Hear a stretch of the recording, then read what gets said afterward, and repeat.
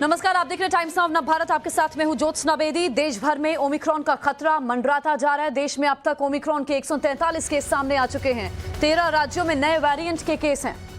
आपको सावधानी बरतनी है। बार बार हम आपसे यही अपील कर रहे हैं क्योंकि इस संक्रमण से बचाव आपके द्वारा बरती गई सावधानी है। हालांकि एक्सपर्ट्स ये कह रहे हैं कि डेल्टा के जितना खतरनाक नहीं है, लीथल ये नहीं है, लेकिन इसका ट्रांसमिशन रेट जो है वो बहुत ज्यादा है। ट्रांसमिसिबिलिटी जो रेट है वो बहुत ज्यादा है। तो ऐसे में आप इसके शिकार ना हो, आपको ध्यान अपना खुद रखना है। दुनिया के 91 देशों में ओमिक्रॉन ये फैलता जा रहा है और अपने देश में भी मामले एक के बाद एक लगातार बढ़ते जा रहे हैं। ओमिक्रॉन का खतरा देश भर में बढ़ता जा रहा है। अब तक 143 केस ओमिक्रॉन के सामने आ चुके हैं। इस पर लगातार रिसर्च आगे बढ़ रही है। इसके सिम्टम्स पर काम हो रहा है। आगे ये कितना खतरनाक है इसको लेकर काम हो रहा है। अपने देश में बूस्टर डोज को लेकर वैक्सीन कंपनीज जो हैं वो अपनी तैयारी में जुट गई हैं। अस्पताल प्रशासन नजर बनाए हुए है, एक एक व्यवस्था को दुरुस्त कर रहा है। राज्य सरकारों ने नजर बनाई हुई है ताकि ये और ज्यादा ना फैले। इसको रोकने के लिए सरकारें क्या कर सकती हैं? केंद्र की तरफ से लगातार एडवाइजरी जारी हो रही है। राज्यों को भी चिट्ठी लिखी जा रही है हेल्थ सेक्रेटरी की तरफ से, चीफ सेक्रेटरीज को, कि आप लोग अपने अपने राज्यों में कड़े कदम उठाइए, दिशा निर्देशों का पालन कीजिए। कहां पर कितने केस हैं हम ग्राफिक्स के माध्यम से आपको बता रहे हैं। चंडीगढ़ में 1 मामले की पुष्टि हो चुकी है।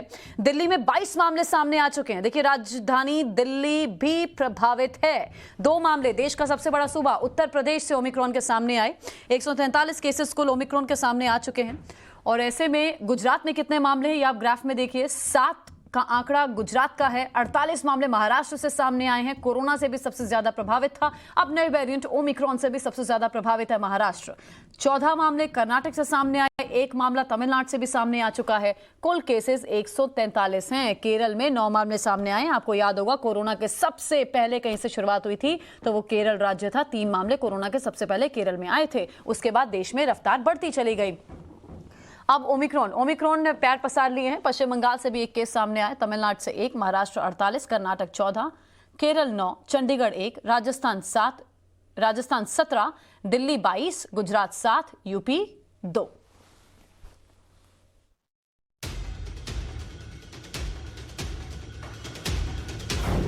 यूके में चौथी लहर, रिकॉर्ड 93,000 केस।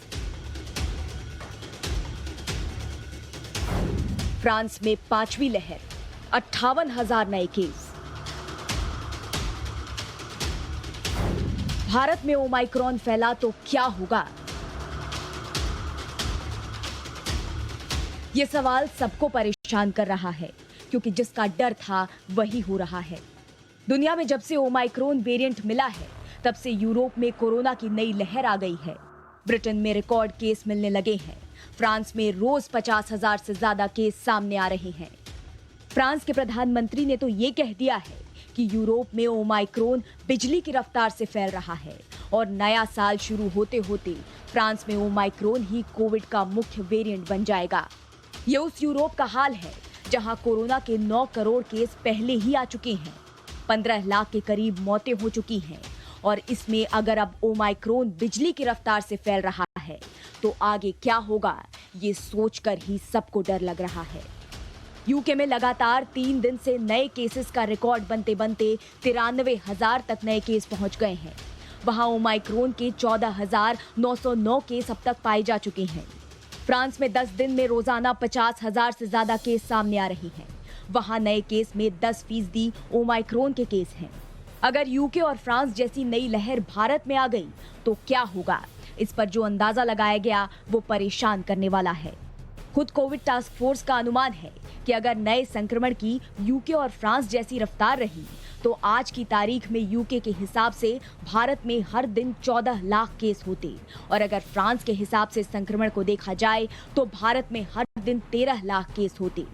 गनीमत है कि अभी भारत में कोरोना के नए मामलों का 7 दिन का औसत 7,344 रहा है।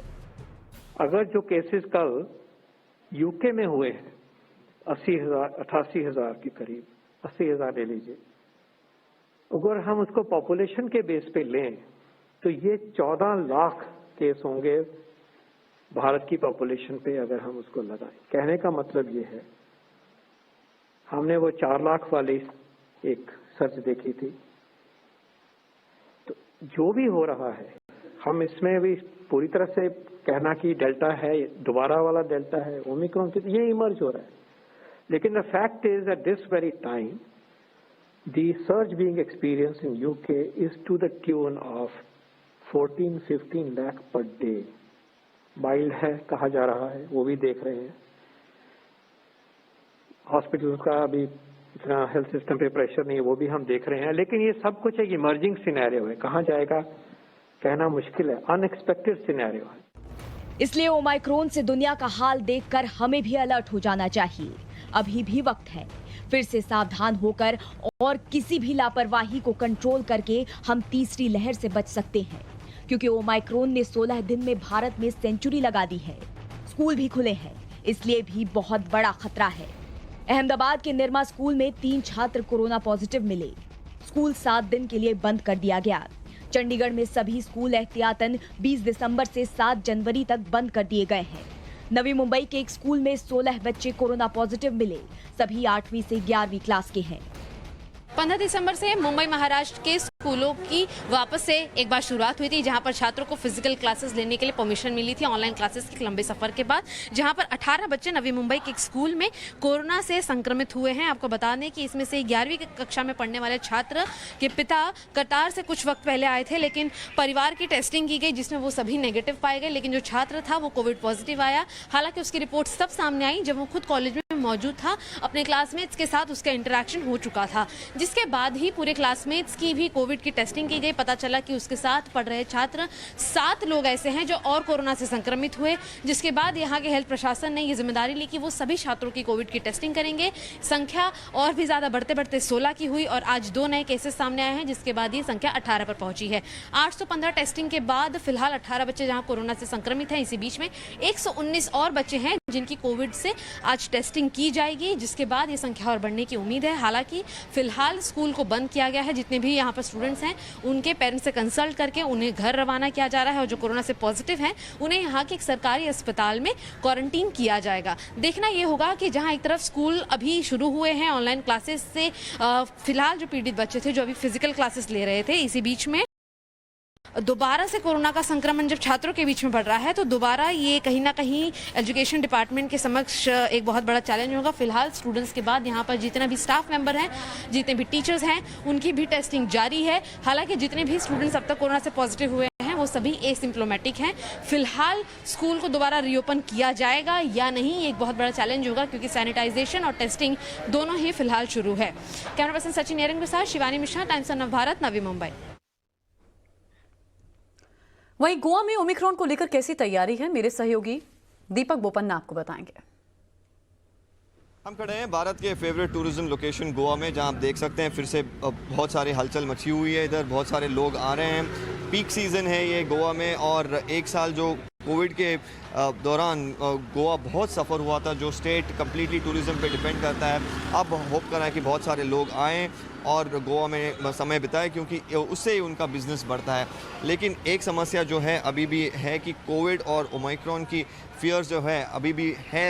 अब तक गोवा में एक भी ओमाइक्रॉन केस ऑफिशियली डिटेक्ट नहीं हुआ है, फिर भी इधर मास्क जो लोगों को पहना है वो गवर्नमेंट कंपलसरी किया है। फिर भी आप देख सकते हैं कि गोवा के रास्ते में जो लोग आ रहे हैं, बहुत कम लोग मास्क पहन रहे हैं, और जो पहनते हैं वो जब बीच या क्लब के अंदर जाते हैं उधर मास्क रिमूव कर देते हैं। हाँ, अभी हमें देखना होगा कि जब अब तक जो सरकार बोलती जा रही है कि यहाँ पर फाइन्स इम्पोज किया जाएगा और इम्प्लीमेंटेशन स्ट्रिक्ट किया जाएगा, लेकिन एक तरफ से कोविड की फियर्स भी है और दूसरी तरफ बिजनेस वापस रन करने की भी इच्छा है लोगों में, क्योंकि बहुत सारा लॉस इनकर किया था गोवा के बिजनेस ट्रेडर्स और बहुत सारे लोगों ने, क्योंकि लास्ट ईयर जब कोविड की फर्स्ट और सेकेंड वेव के दौरान लोगों की संख्या गोवा आने में बहुत कम हो गई थी। बहुत सारे क्लब्स, पब्स और बहुत सारे जो एस्टेब्लिशमेंट्स हैं बंद थे। अभी देखना होगा कि कैसे मैनेज करेंगे, एक तरफ से ओमाइक्रॉन की थ्रेट जो है और दूसरी तरफ से बिजनेस रिवाइवल की इंटरेस्ट। वीडियो जर्नलिस्ट विनय के साथ दीपक बोपन्ना, टाइम्स नाउ नव भारत के लिए गोवा से।